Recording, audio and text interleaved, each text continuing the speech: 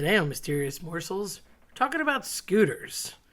You might know them as an ECV, an electric convenience vehicle. I know them as a lifesaver. I have spent countless years going to visit the mouse, and at one point I even had a whole scooter cavalcade of my entire family who was aging and infirmed, and we had like a little scooter parade of like 5 people at one point on a scooter out of 7, traipsing around Disney. And I have to say, Florida is a generally aging population, so they're scooter friendly on sidewalks and buses and all the theme parks and things like that. So very often I'm asked to procure one or bring one or whatever the story may be to visit the parks and go to different places, whether it's been as a help or just as a necessity for people that have been hurt or that need it or bad knees or fill in the blank. And this time, when picking up the scooter from the facility, we had a little mishap. There's a very odd trapezoidal, for lack of better wording, set of speed bumps, which is weird because most of your speed bumps are kind of thin and you just like whoop over them. And then speed humps, of course, are wider and you can't go anywhere near as fast, but it's still rounded. Trapezoidal, however, I can't say I've encountered before. And these were odd speed bumps. And I guess it was to slow down maximum slowness, for cars. So when I pulled into the facility on my way in to check into the hotel, I stopped to pick up the scooter and put it on the lift. And I got about, a block away. And I was only 2 blocks from the check-in site. And it was dark and it was late and the one reflective tape was kind of beat up and I didn't see it as readily available as the others. And it kind of snuck up on me and I was like, ooh, so I'm slamming on my brakes now with scooter in tow on the back of my truck. And I hear this horrible noise. Nobody's around, so I know I didn't hit anything. But I was like, oh God, and it was all rumble in the back. So I was like, oh God, like that was bad. But I truthfully had hit it at maybe 15 miles an hour when you really can't go more than like 2. So I go another block and I pull into a parking spot and I'm finally like, oh, I'm here. I just want to go in and crash. And I go to move the scooter off the lift to bring it inside in case it rains and it's not moving. And I'm thinking, oh, come on. I just picked this up and it just got scooted out to me. Like, what's the story?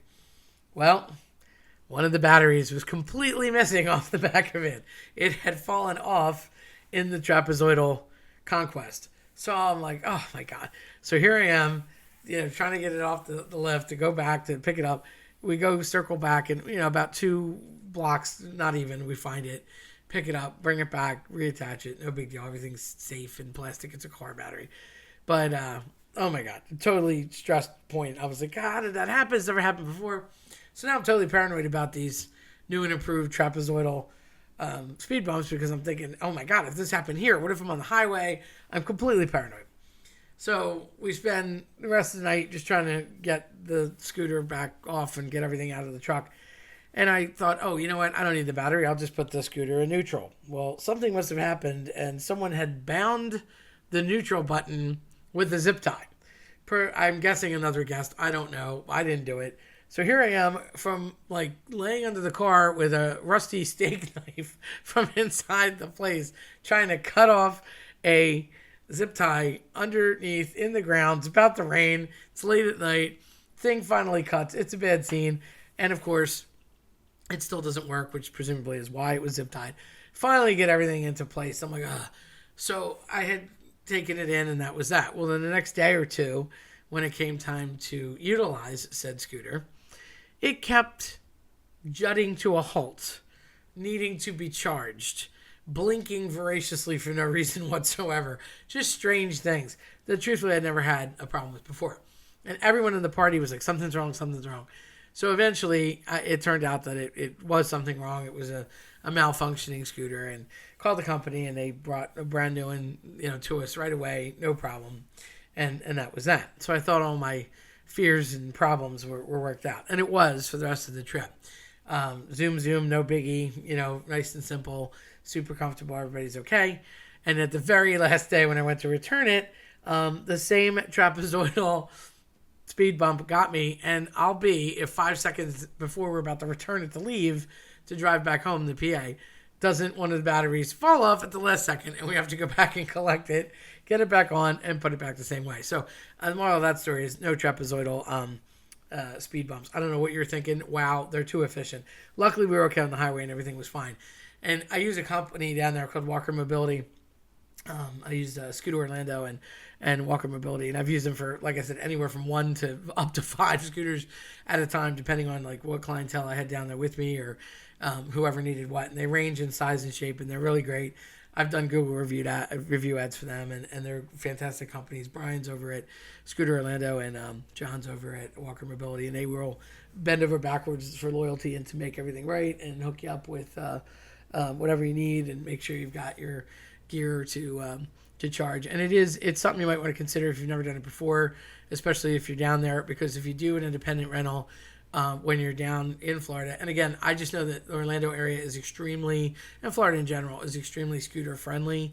Not that other places aren't, but when you think about like New York, not so much, so if you're going to go to a place that's flat or somewhere that has like serious turf, it's a different story. But Orlando, like I said, is kind of an aging population. You got a lot of golf carts and scooters kind of down there anyway.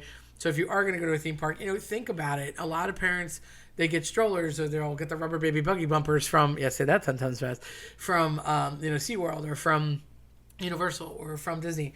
And you're renting $35 or $40 a day.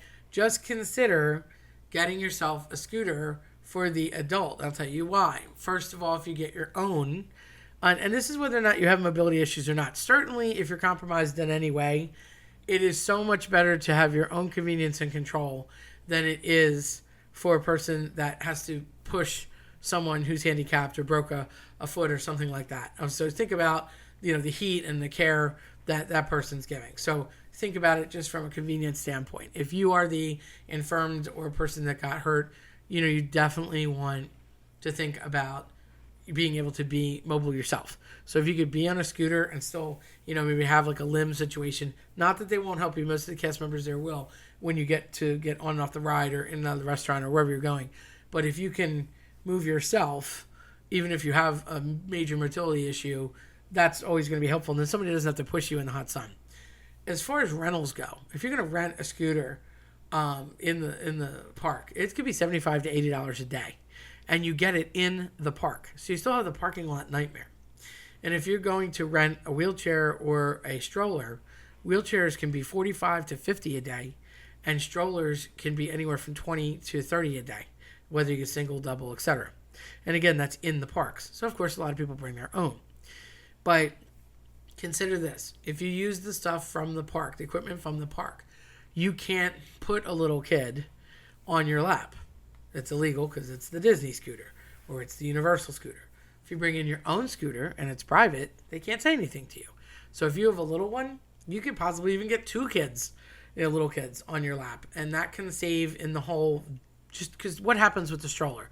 You put a bunch of junk in it. The kid ends up walking or isn't in it anyway. Okay, at some point they might completely crap out, but you could still put them on a lap if need be to get from A to B. And they're still going to be wiry and rambunctious at some point and have more energy than everyone. So even if it comes to a point where they don't want to walk, they could, hop a lap with somebody. So it's very possible. And if you're paying for an outside scooter, it's, again, you can get that from your hotel. So if you have a lift or a handicap van, that would probably be the disadvantages if you don't have a lift, I understand. But you could also rent handicap vehicles down there from Mobility Works. Shout out to a great company that I've dealt with down there. Go see Anita in the airport region of Orlando. You could just do a rental that accommodates a scooter or a wheelchair or whatever you might need, as well as able-bodied guests. And then you can have that brought into the park. You're automatically in handicap parking, so you're further up and don't have to deal with the trams, etc. for the rest of your people. And that way everybody's together and you can have a good family day. And then you could bring the scooter from your facility or wherever you're staying all over into the park on the parking lot and then out, in which case, like I said, again, you could put a little kid or 2 on your lap and have them go with you. And in some cases, depending on the size of the scooter, the person, or the kids, you could possibly even have two, like standing on the deck or, helping out whomever. So it's worth thinking about, and it's definitely a lot cheaper. It is probably a third of the cost, depending on the size that you want and how long you rent. And they always cut your break. These are great guys, and they're very loyal. And I have worked with them for over 10 years, and I recommend them to talk to for business down there. And they will hook you up before you get down there, and they'll bring it to wherever you are, and they'll collect it from wherever you go. So it's really an easy thing to do, and you could pay a third of the price for much more comfort. Don't have to deal with the wheelchair, inconveniencing two people, possibly getting extra strollers, etc. But do watch those trapezoidal speed humps, because, wow, they're going to get you in the end. But it's worth talking about. And if you want to purchase your own scooter, I would say that is definitely something you could think about as well, that you could transport, especially if you do live down there.